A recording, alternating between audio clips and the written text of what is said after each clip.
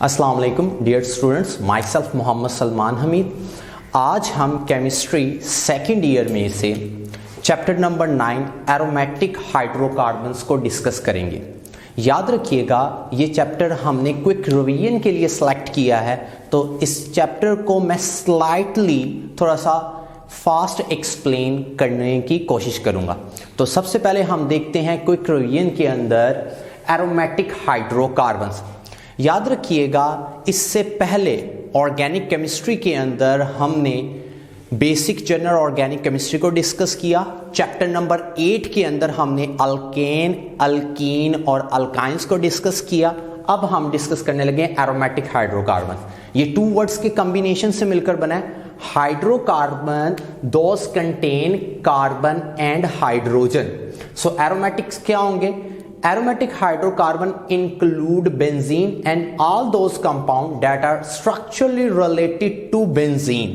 तो aromatic hydrocarbon वो compound हैं जिसके अंदर बेंजीन शामिल है और वो तमाम कंपाउंड जो स्ट्रक्चरली रिलेटेड होते हैं बेंजीन से, उसको हम एरोमेटिक हाइड्रोकार्बन में डिस्कस करते हैं।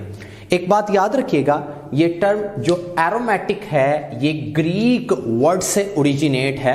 तो ग्रीक लेटर के अंदर, ग्रीक वर्ड के अंदर एरोमेटिक अरोमा से ड्राइव किया गया है। सो अरोमा का मतलब होता है जनरली तौर पर कोई भी चीज जिसका टेस्ट हो या जिसकी फ्रेगनेंस हो।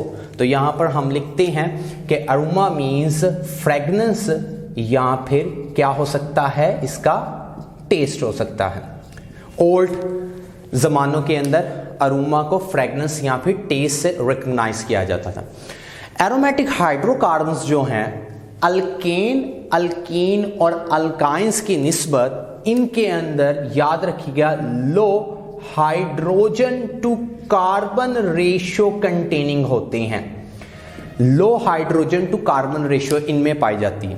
तो आए जरा इसको हाइड्रोजन और कार्बन की लो रेशियो को देखते हैं एक जनरली टेबल के अंदर। तो यहां पर हमने कंसीडर किया ये फैमिली है, कंपाउंड है, carbon to hydrogen ratio and hydrogen to carbon ratio है। तो आप देखिएगा अल्केन में हमने 6 कार्बन को ही कंटेन करने वाले कंपाउंड को लिया। सो C6 और H14।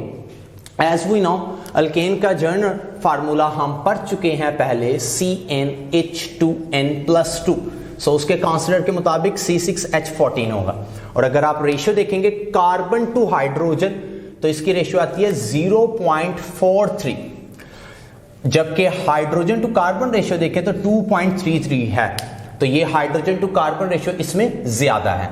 अगर अल्कीन के अंदर आते हैं तो इसका general formula as we know CHH2n और कंपाउंड हमने 6 कार्बन वाला लिया है तो C6H12 हो गया। कार्बन टू हाइड्रोजन रेशियो देखें तो C6 divided by 12 0.5 carbon to hydrogen ratio, जबकि हाइड्रोजन टू कार्बन रेशियो देखते हैं तो वो आती है 2। इस केस में भी हाइड्रोजन टू कार्बन रेशियो ज्यादा है। नेक्स्ट हमारे पास आता है alkynes. As we no CnH2n-2 इसका जनरल फार्मूला है। 6 कार्बन वाले कंपाउंड हमने यहां पर लिया C6H10 है और इसमें अगर आप कार्बन टू हाइड्रोजन रेशियो देखेंगे तो वो 0.6 है और हाइड्रोजन टू कार्बन रेशियो देखें तो वो 1.67 है। इट्स मीन इस केस में भी हाइड्रोजन टू कार्बन रेशियो ज्यादा है। लास्ट के ऊपर हमारे पास फैमिली एरीन है और इसके अंदर हमने 6 कार्बन वाला कंपाउंड लिया है। So we called that it's a benzene. तो बेंजीन में अगर आप रेशियो देखेंगे कार्बन टू हाइड्रोजन तो वो रेशियो आती है 1 और हाइड्रोजन टू कार्बन रेशियो अगर आप देखें तो वो रेशियो आती है 1। सो एज यू नो अगर आप कंपेयर करें अल्केन, अल्कीन और अल्काइन की निस्बत बेंजीन को, मींस एरीन फैमिली में से 6 कार्बन वाले कंपाउंड्स जो हैं उसे हम कंसीडर करते हैं तो उसकी लोएस्ट रेशियो आती है बकाया की निस्बत। सो यहां पर इट्स मीन के lower carbon to hydrogen ratio है। ये एमसीक्यूज भी आता है तो इसे जरा ध्यान से देखिएगा। नेक्स्ट के ऊपर हमें पता ये चलता है कि 6 कार्बन यूनिट है और ये लाइक बेंजीन होता है एरोमेटिक के अंदर। आप कोई भी एरोमेटिक कंपाउंड लें, चाहे वो आप हायर मॉलिक्यूलर मास वाला ले लें, कोई भी आप एरोमेटिक कंपाउंड लें और अगर वो आप हायर मॉलिक्यूलर मास वाला कंपाउंड भी ले लें तो याद रखिएगा आप उसकी डिग्रेडेशन करते हैं किसी भी मेथड्स के जरिए तो उसमें से जो सिंपलेस्ट कंपाउंड आता है वो आपके पास आता है C6H6। सो इट्स मीन कि जो सिंपलेस्ट कंपाउंड है वो बेंजीन है और याद रखिएगा कि parent member of class of compound है। इट्स मीन कि एरोमेटिक कंपाउंड्स की जो क्लास है उसमें सिंपलेस्ट जो आपके पास मेंबर होगा वो आपके पास क्या होगा, बेंजीन होगा। अब क्योंकि हमें एरोमेटिक के बारे में जनरली पता चल गया कि एरोमेटिक क्या होते हैं, वो कंपाउंड जो बेंजीन या बेंजीन से स्ट्रक्चरली रिलेटेड होते हैं उन्हें हम एरोमेटिक कंपाउंड कहते हैं। इनकी low carbon to hydrogen ratio पाई जाती है as compare to alkane, alkene और अल्काइंस की निस्बत। तो फिर हम एरोमेटिक कंपाउंड को अब स्ट्रक्चरली देखने की कोशिश करते हैं। उससे पहले कुछ एग्जाम्पल्स हैं, पहले उस एग्जाम्पल्स को हम डिस्कस करते हैं। तो एरोमेटिक कंपाउंड कौन से हो सकते हैं जिसमें बेंजीन हमारी बुक में एग्जाम्पल दी गई है, नैफ्थलीन है, टोलीन है जिसके अंदर बेंजीन के ऊपर CH3 ग्रुप अटैच होता है, और बाइफिनाइल है जिसमें 2 बेंजीन रिंग अटैच हैं। इसके कैरेक्टरिस्टिक फीचर क्या होंगे, तो याद रखिएगा कैरेक्टरिस्टिक फीचर के अंदर as we know regular hexagonal इसका स्ट्रक्चर है, प्लेनर, सिमेट्रिकल, नॉन पोलर है क्योंकि इनके अंदर इलेक्ट्रोनेगेटिविटी डिफरेंस क्या होता है वो कम होता है और नॉन पोलर है। इमिजिबल है वाटर के अंदर, क्यों, क्योंकि वाटर पोलर इन नेचर है, तो बेंजीन नॉन पोलर है, तो नॉन पोलर और पोलर आपस में डिसॉल्व नहीं हो सकते लाइक डिसॉल्व लाइक के प्रिंसिपल के अकॉर्डिंग।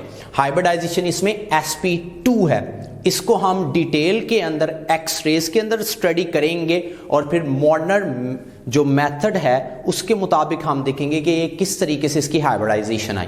नेक्स्ट के ऊपर अब हमारे पास क्लासिफिकेशन है, तो याद रखिए classification number of benzene rings के अकॉर्डिंग की जाती है। अगर एक एरोमेटिक हाइड्रोकार्बन इट्स मीन एक बेंजीन रिंग पाया जाए तो उसे मोनोसाइक्लिक एरोमेटिक हाइड्रोकार्बन्स कहेंगे, और अगर मोर देन 1 बेंजीन रिंग पाया जाए तो इसे हम पॉलीसाइक्लिक एरोमेटिक हाइड्रोकार्बन्स कहेंगे। तो मोनोसाइक्लिक एरोमेटिक हाइड्रोकार्बन्स की एग्जाम्पल देखिएगा, कंटेनिंग 1 बेंजीन रिंग, CH3 और बेंजीन अटैच है, तो ये एज वी नो इसे हम कहते हैं टोलीन। और नेक्स्ट हमारे पास जो एग्जाम्पल है उसके अंदर हाइड्रोक्सिल ग्रुप अटैच है बेंजीन के ऊपर, इसे हम कहते हैं फिनॉल।